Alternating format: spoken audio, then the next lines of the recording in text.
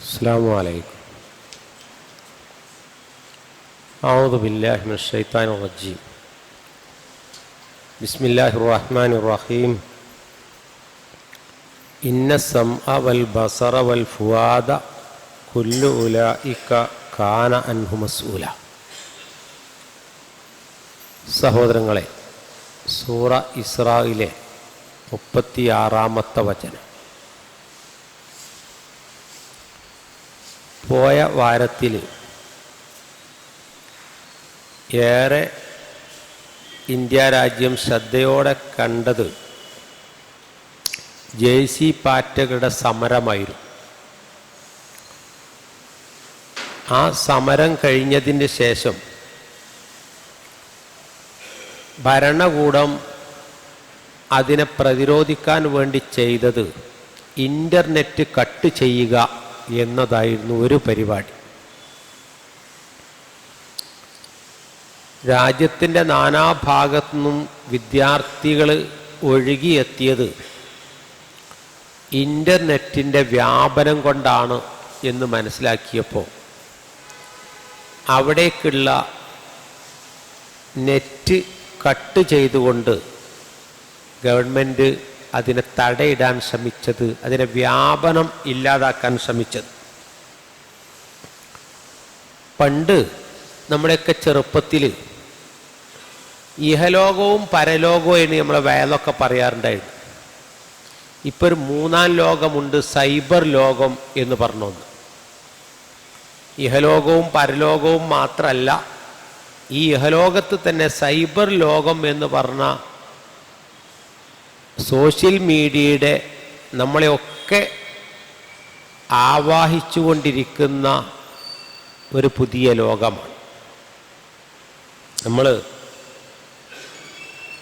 കുട്ടികളെ രാവിലെ സുബൈക്ക് വിളിച്ചുണർത്താൻ നമ്മൾ ഉപയോഗിക്കുന്ന ഒരു തന്ത്രം ഫാൻ ഓഫാക്കലാണ്. ഫാൻ ഓഫാക്കി കഴിഞ്ഞാൽ കുട്ടികൾ ഇങ്ങനെ മെല്ലെ മെല്ലെ ഉറക്കിൽ എഴുന്നേറ്റ് വരും. ഇതേപോലെ ലോകം കണ്ണ് മിഴിച്ച് നോക്കുന്നത് ഇൻ്റർനെറ്റ് ഒരു മണിക്കൂർ ഇല്ലാതായി കഴിഞ്ഞാൽ ലോകത്തെ ഏറ്റവും വലിയ ചർച്ചയാണിപ്പോൾ. അതിന് ഒന്നാമത്തെ കാരണം, റേഷൻ കട മുതൽ റെയിൽവേ സ്റ്റേഷൻ വരെ നിശ്ചലാവും. കടയിൽ അരിയുണ്ട്, റേഷൻ കാർഡ് കയ്യിൽ പിടിച്ചിട്ടുണ്ട്, സഞ്ചിയുണ്ട്, കാശുമുണ്ട്, പക്ഷേ സെർവറില്ല. സെർവറില്ലാത്തത് കൊണ്ടാണ്, അത് വർക്കാവാത്തതുകൊണ്ടാണ് അരി വാങ്ങാതിരിക്കുന്നത്. ഇത് കുറച്ച് കൊല്ലം മുമ്പ് നമുക്ക് ചിന്തിക്കാൻ കഴിയുമോ? കാശില്ലാത്തത് കൊണ്ട് റേഷൻ വാങ്ങാതെ പോവാറുണ്ടായിരുന്നു. ഇപ്പോൾ സർവർ തകരാറ് കൊണ്ടാണ് അരി കിട്ടാതായി പോകുന്നൊരു കാലം. നമ്മൾ ഏതൊരു മനുഷ്യൻ്റെ ഇന്നത്തെ അവസ്ഥ തരങ്ങൾ, രാവിലെ ഒരു ജീവിതം തുടങ്ങുന്നത് തന്നെ മൊബൈൽ സ്ക്രീനിലൂടെയാണ്. രാത്രി ഉറങ്ങാൻ കിടക്കുമ്പോഴും മൊബൈൽ സ്ക്രീൻ നോക്കിക്കൊണ്ടാണ് അധികം ആളുകൾ ഉറങ്ങുന്നത്. അതങ്ങനെ കേട്ട് അങ്ങനെ ഉറങ്ങിപ്പോവാണ്. ഒരു ദിവസം ആരംഭിക്കുന്നതും ദിവസത്തിൻ്റെ അവസാനവുമൊക്കെ ഈ സ്ക്രീൻ ജനറേഷനായി മാറിയൊരു കാലത്താണ് നമ്മൾ ജീവിക്കുന്നത്. മാത്രമല്ല, നാവ് കൊണ്ട് സംസാരിക്കുന്നതിനേക്കാൾ കൂടുതൽ ഇപ്പോൾ വിരൽ കൊണ്ടാണ് ആളുകൾ സംസാരിക്കുന്നത്. നാവ് കൊണ്ടുള്ള സംസാരം കുറവാണ്. നിങ്ങൾ ആലോചിച്ച് നോക്കൂ, കൂട്ടുകെട്ടില്ലല്ലോ ഇപ്പോൾ ആളുകൾക്ക് സോഷ്യൽ മീഡിയയാണ് കൂട്ടുപിടിക്കുന്നത്. കൂട്ടുകെട്ടാണോ അവനെ വഷളാക്കിയതെന്നൊക്കെ പണ്ട് നമ്മൾ പറയാറുണ്ടായിരുന്നു. അവൻ്റെ കൂട്ടുകെട്ടാണോ അവൻ അങ്ങനെ ആക്കിയത്, അവൻ്റെ കൂട്ടുകെട്ടാണോ അവനെ ചതിച്ചതെന്നൊക്കെ പറയാറുണ്ടായിരുന്നു. ഇപ്പോൾ കൂട്ടുകെട്ടില്ല. സോഷ്യൽ മീഡിയയുമായിട്ട് അവന്, എന്നാലും നിങ്ങൾ ആലോചിച്ച് നോക്കുക, അന്ന് നമ്മളൊരു നുണ പറഞ്ഞാൽ അത് പ്രചരിക്കാൻ ദിവസങ്ങൾ വേണ്ടിയിരുന്നു. ഇപ്പോൾ വിരൽ കൊണ്ടൊരു ബട്ടൺ തൊട്ട് കഴിഞ്ഞാൽ ലോകത്തിൻ്റെ അറ്റം വരെ ആ നുണ പ്രചരിക്കാൻ സെക്കൻഡുകൾ മതി. ഈ കാലത്താണ് നമ്മൾ ജീവിക്കുന്നത്. മാത്രവുമല്ല, അതിലുള്ള മറ്റൊരു പുതുമ എന്താന്ന് വെച്ചാൽ, കാലത്തിൻ്റെ മുമ്പിൽ നടക്കുന്ന കവികൾ ഈ വിഷയത്തെക്കുറിച്ച് പറഞ്ഞൊരു വാക്കുണ്ട്. ഇപ്പോൾ ജീവിച്ചിരിക്കുന്ന ഏതാണ്ട് നിമിഷക്കവി എന്നൊക്കെ പറയുന്ന കവി ഈ വിഷയത്തെക്കുറിച്ച് എഴുതിയപ്പോൾ സൈലന്റ് മോഡ് എന്ന് പറഞ്ഞൊരു കവിതയുണ്ട് അദ്ദേഹത്തിന്. ആ സൈലന്റ് മോഡിൽ അദ്ദേഹം പറയുന്നുണ്ട്, 4 വയസ്സിലുള്ള ഉണ്ണിക്കുട്ടൻ കരച്ചിലും വാശിയും ബഹളം തന്നെ. 4 വയസ്സായിട്ടുള്ളൂ, കരച്ചിലും വാശിയാണ് എപ്പോഴും ഉള്ളത്. അപ്പം എന്ത്, അമ്മയ്ക്കൊരു പുതിയ ബുദ്ധി തോന്നി. ഈ കരച്ചിലും വാശിയും ബഹളവും ഇല്ലാതാക്കാൻ വേണ്ടിയിട്ട് അമ്മ എന്ത് ചെയ്തു, സ്മാർട്ട് ഫോൺ ഒന്ന് കയ്യിൽ കൊടുത്തു നോക്കി. 4 വയസ്സായ ഉണ്ണിക്കുട്ടൻ്റെ കരച്ചിൽ മാറ്റാൻ വേണ്ടിയിട്ട് സ്മാർട്ട് ഫോൺ കയ്യിൽ കൊടുത്തു. മാസങ്ങൾ പലതും കടന്നുപോയി. അമ്മയ്ക്കിന്ന് ആശ്വാസമേറെയായി. യാതൊരു ബഹളമില്ല, പ്രശ്നങ്ങളില്ല, വാശിയില്ല, കരച്ചിലില്ല. വളരെ ശാന്തമാണ് അമ്മയുടെ ജീവിതം. വാശിയും കരച്ചിലും ഒന്നുമില്ല, ഓട്ടവും ചാട്ടവും ഇല്ലേയില്ല. പിന്നെ കുട്ടി മുറ്റത്തേക്ക് ഇറങ്ങി വീഴുന്ന പ്രശ്നമോ ചാടിക്കളിക്കുന്ന പ്രശ്നം ഒന്നുമില്ല. ഈ സ്മാർട്ട് ഫോണിൻ്റെ മുമ്പിലായി 4 വയസ്സുകാരൻ ഉണ്ണിക്കുട്ടൻ. പിന്നെയോ, മുറ്റത്ത് വന്ന കിളികളെയും പൂക്കളിൽ തേനുന്ന വണ്ടിനെയും തഞ്ചത്തിൽ പാറുന്ന തുമ്പിയെയും ഉണ്ണിക്കുട്ടൻ പിന്നെ കണ്ടതില്ല. മുറ്റത്ത് വരുന്ന തുമ്പികളെ കണ്ടില്ല, പൂമ്പാറ്റയെ കണ്ടില്ല, ഒന്നിനെയും പിന്നെ ഉണ്ണിക്കുട്ടൻ കണ്ടില്ല. പൂച്ചയെ കണ്ടില്ല, ഒരു അണ്ണാനെ കണ്ടില്ല, മാനത്തും മണ്ണിലും നോക്കിയില്ല. മഴ വന്നതറിഞ്ഞില്ല, വെയിൽ വന്നതറിഞ്ഞില്ല. എന്നിട്ട് അവസാനം പറഞ്ഞു, മൊത്തത്തിൽ സൈലന്റ് മൂഡിലായി എന്ന്. നാട്ടിൽ നടക്കുന്ന ഒന്നും അറിയാതെ ഇതിലാണ് കഴിഞ്ഞു പോയി എന്ന് കവി പരിതപിക്കുന്ന ഒരു കുട്ടിക്കാലമാണ്. ഇന്ന് ഏറെക്കുറെ ഭക്ഷണം കഴിക്കാൻ മൊബൈൽ കൊടുക്കണം. അവൻ്റെ ഓരോന്നിലും ആ ഒരു ലോകത്താണ് നമ്മൾ ജീവിക്കുന്നത് എന്നർത്ഥം. അപ്പം ഞാൻ പറഞ്ഞ സോഷ്യൽ മീഡിയയാണ് ഇന്ന് ലോകം എന്ന് സൂചിപ്പിക്കുന്നത്. ഇവിടെയാണ് നമ്മളൊക്കെ ജീവിക്കുന്നത്. ഇത് ഇല്ലാത്ത ഒരു ലോകത്തെക്കുറിച്ച് ഭാവനയിൽ പോലും കാണാൻ കഴിയില്ല. ഗൂഗിളിൻ്റെ സെർച്ചിൽ പറയുന്നൊരു പഠനം, ഓരോ 10 മിനിറ്റിലും ആളുകൾ മൊബൈൽ ഇങ്ങനെ തുറന്നു നോക്കുന്ന, അതിൻ്റെ അയർ നോക്കുന്നവരുണ്ട്. 10 മിനിറ്റ് ആകുമ്പോഴേക്ക് വന്നതറിയാഞ്ഞിട്ടുള്ള ജിജ്ഞാസ കൊണ്ട് ഒന്ന് തുറന്നു നോക്കും. അങ്ങനെ അതിൻ്റെ അഡിക്റ്റായി ആളുകൾ മാറുകയാണ്. ഇവിടെ ഞാൻ പറഞ്ഞല്ലോ, പണ്ട് നമ്മളൊരു നുണ പറഞ്ഞാൽ അതിന് ഒരുപാട് ആയുസ്സൊന്നും ഉണ്ടാവില്ല. കുറച്ചാളുകളൊക്കെ കേൾക്കും, കുറച്ചാളുകളൊക്കെ അത് ഏറ്റു പറയും, പിന്നെ അതങ്ങനെ കെട്ടടങ്ങും. ഇത് ആണ്ട് പ്രചരിച്ചു കഴിഞ്ഞാൽ പിന്നീട് ഒരു വർഷം പൂർത്തിയാകുമ്പോൾ നമ്മളിലേക്ക് തിരിച്ചു വരും. മെമ്മറിയായി നമ്മളിലേക്ക് ഓർമ്മ പുതുക്കാൻ വേണ്ടിയിട്ട് ആ നമ്മൾ ചെയ്ത പോസ്റ്റ് അല്ലെങ്കിൽ നമ്മുടെ കമൻറ്റ്, നമ്മുടെ ചിത്രങ്ങൾ ഒക്കെ തിരിച്ചു വരുമ്പോൾ ലോകത്ത് ജീവിച്ചു കൊണ്ടിരിക്കുകയാണ്. ഞാൻ ഓതി വെച്ച ആയത്ത്, ഇന്ന സംഅ വൽ ബസറ വൽ ഫുആദ, തീർച്ചയായും മനുഷ്യൻ്റെ കേൾവിയും മനുഷ്യൻ്റെ കാഴ്ചയും മനുഷ്യൻ്റെ ചിന്തയും പടച്ച റബ്ബ് ചോദ്യം ചെയ്യുന്നതാണ് എന്ന് ഓർമ്മിപ്പിച്ചതാണ് ഈ വചനം. അവിടെ നമ്മൾ ആലോചിക്കേണ്ടുന്ന ഒരു സംഗതി എന്താണെന്ന് ചോദിച്ചാൽ, നമ്മൾ ചിലപ്പോൾ പറയല്ലോ, ഞാൻ ഒന്നും പറഞ്ഞില്ലല്ലോ, ഞാൻ ഒന്ന് ഫോർവേഡ് ചെയ്തിട്ടുള്ളൂ, അല്ലെങ്കിൽ ഞാനൊരു ലൈക്ക് ചെയ്തിട്ടുള്ളൂ, ഞാൻ എൻ്റേതായിട്ട് ഒന്നും വക പറഞ്ഞിട്ടില്ലല്ലോ എന്ന് പറഞ്ഞാലും നമ്മൾ ഒരു പ്രമാദമായൊരു വിഷയമാണെങ്കിൽ ലൈക്ക് ചെയ്തവരൊക്കെ കുടുങ്ങുമല്ലോ. ആരൊക്കെ ഫോർവേഡ് ചെയ്തോ, ഫോർവേഡ് ചെയ്തവരൊക്കെ നിയമത്തിന് മുമ്പിൽ ഭൂമിയിൽ തന്നെ കുടുങ്ങുമല്ലോ. ആലോചിച്ച് നോക്കൂ. അപ്പം നമ്മളതിനെക്കുറിച്ച് ചിന്തിക്കാതെയും അത് ശരിയാണോ, അത് പ്രചരിപ്പിക്കുന്നത് കൊണ്ട് എൻ്റെ ഈമാൻ ശാക്തീകരിക്കുമോ, അതല്ല എൻ്റെ ഈമാൻ ദുർബലപ്പെടാനും ആളുകളെ കൺഫ്യൂസ്ഡ് ആക്കാനുമാണോ അത് ഉപകരിക്കുക, ഞാനിത് ചെയ്തോടുള്ള നേട്ടം എന്താണ്, അങ്ങനെ ചിന്തിച്ചുകൊണ്ടാണോ നമ്മളൊക്കെ ഒരു വിഷയം ഫോർവേഡ് ചെയ്യുന്നതും അതിലേക്ക് ആളുകൾക്ക് ഒരു മെസ്സേജ് കൈമാറുന്നതും? യഥാർത്ഥത്തിൽ റസൂലുള്ളാഹി സ്വല്ലല്ലാഹു അലൈഹി വസല്ലമ പറഞ്ഞു, ലാ തകൂനു ഇമ്മഅത്തൻ, ജനങ്ങളുടെ എല്ലാവരുടെ പോലെ പൊതു ജനങ്ങളോടൊപ്പം നിങ്ങളായിത്തീരരുത്. എല്ലാവരും ഇപ്പം അങ്ങനെ ചെയ്യണില്ലേ, എല്ലാവരും ഇപ്പം അങ്ങനെയല്ലേ ഇപ്പോൾ എന്ന് ചോദിക്കുന്നതിൽ വിശ്വാസികൾ ഉണ്ടാവരുത്. മറിച്ച് ഇൻ അഹ്സന നാസു അൻ തുഹ്സിനു, അതാ ജനങ്ങൾ നന്മ ചെയ്യുമ്പോൾ നിങ്ങൾ നന്മ ചെയ്തോളൂ. വിശ്വാസികൾ മാറി നിൽക്കേണ്ടതല്ല, നന്മ ചെയ്യുന്നിടത്ത് നമ്മുടെ സാന്നിധ്യം ഉണ്ടാവണം.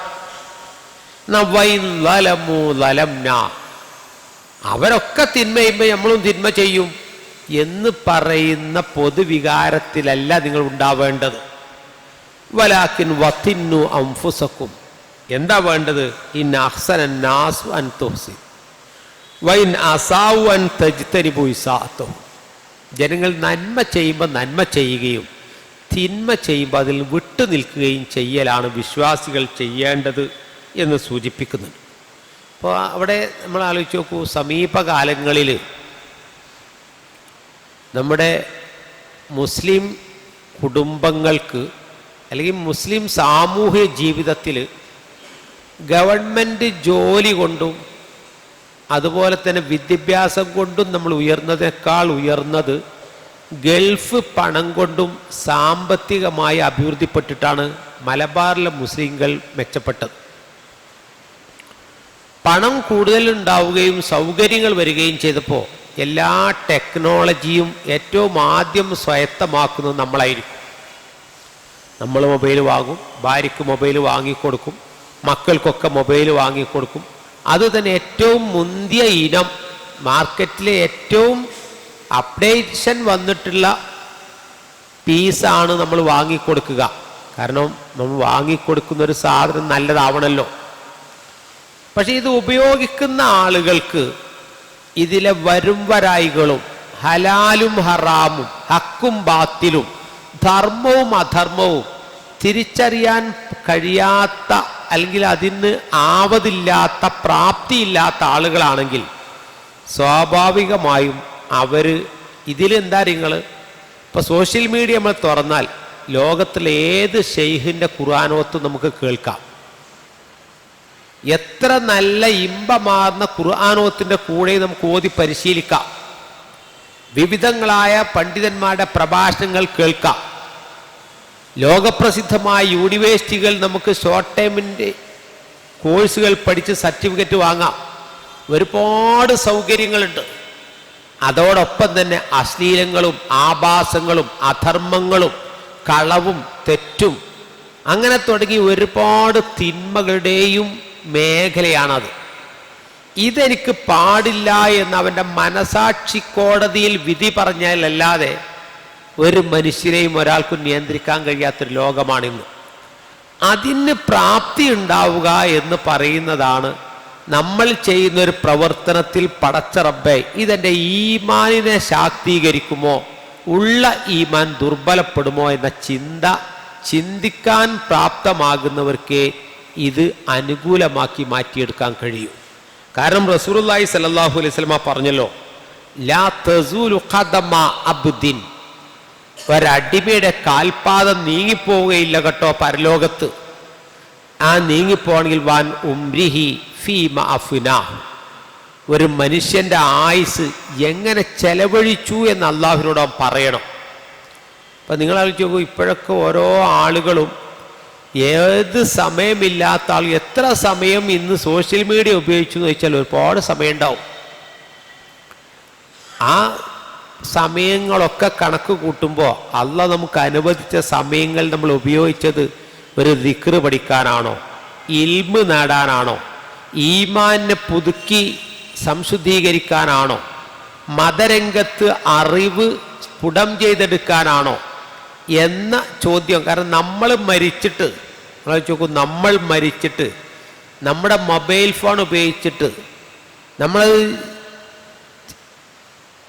ചോദിക്കുകയാണ്. ഇപ്പോൾ ChatGPT നമ്മൾ ചോദിക്കുകയാണ്, എന്ത് ഈ മൊബൈൽ ഇതുവരെ ഉപയോഗിച്ച ആളുടെ സ്വഭാവം എന്തായിരുന്നു എന്ന് ചോദിച്ചാൽ എന്തായിരിക്കും പറയാം?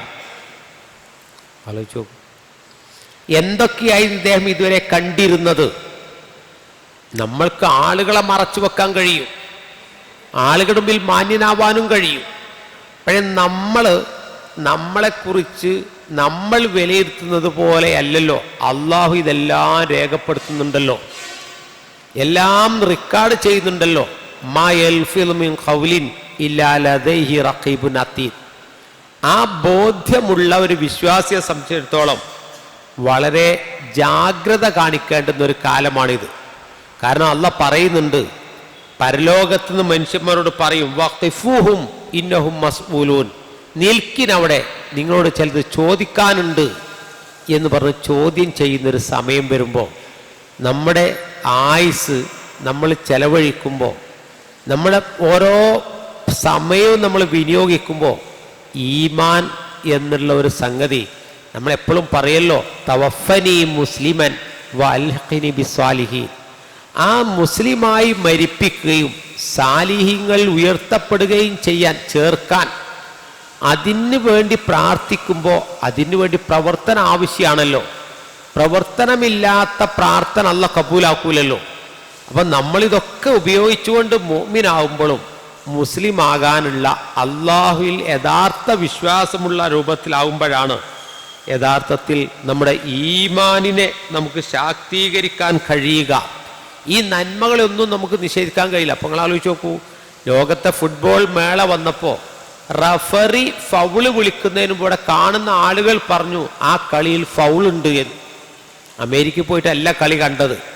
ഇവിടെ ഈ സ്ക്രീനിൽ കളി കാണുമ്പോൾ കാണുന്ന ആളുകൾ പറയാം റഫറി കാണിച്ചത് പക്ഷപാതിത്വമാണ്, അന്യായമാണ്, അത് ഫൗളാണ് എന്ന് പറയാനുള്ള വിശാലമായ കാഴ്ച ഈ ടെക്നോളജി നമുക്ക് നൽകിയതാണ്. പക്ഷെ അതേ ടെക്നോളജിക്ക് മറുവശവും കൂടിയുണ്ട്, അധാർമികതയുടെ ഒരു വേലിയേറ്റത്തിൻ്റെ ലോകം. അവിടേക്ക് പോവാതിരിക്കുക എന്നൊരു വിശ്വാസിയോട് പറയേണ്ടത് അവൻ്റെ മനസാക്ഷിയാണ്. അത് എൻ്റെ റബ്ബ് എന്നെ നിരീക്ഷിക്കുന്നുണ്ട് എന്നും ഞാൻ എൻ്റെ കണ്ണുകൾക്ക് അഹിതമായത് കാണുമ്പോൾ റബ്ബിൻ്റെ കോടതിയിൽ എനിക്ക് സമാധാനം പറയേണ്ടത് ബോധ്യവുമാണ് ഒരു മനുഷ്യനെ ഇഹലോകത്ത് നേർവഴിയിലൂടെ സഞ്ചരിക്കാൻ പ്രാപ്തനാക്കുന്നത്. നമ്മൾ ഇഹ്ദിന സിറാത്തൽ മുസ്തഖീം എന്ന് പ്രാർത്ഥിക്കുമ്പോൾ ആ മുസ്തഖീമായ പാതയിൽ നിന്ന് വളഞ്ഞും തിരിഞ്ഞും പോവാൻ സാധ്യതയുള്ള വഴികളെക്കുറിച്ച് നമ്മൾ തന്നെ പറയുന്നുണ്ടല്ലോ, അല്ലാഹുവേ നീ കോപ്പിച്ചവരുടെ മാർഗത്തിലല്ല, വഴിപിഴച്ചു പോയ ആളുകളുടെ മാർഗത്തിലല്ല എന്ന് പറയുമ്പോൾ അങ്ങനെയൊക്കെ പോകാനുള്ള സാധ്യതകളുള്ളൊരു കാലഘട്ടത്തിൽ ഈമാനിനെ ശാക്തീകരിച്ച് മുന്നോട്ട് പോവാൻ പടച്ച റബ്ബ് നമ്മെ ഏവരെയും യഥാർത്ഥ ഹിദായത്തിൻ്റെ ഈമാനിൻ്റെ മാധുര്യം അനുഭവിച്ച് ജീവിച്ച് മുന്നോട്ട് പോവാൻ തൗഫീഖ്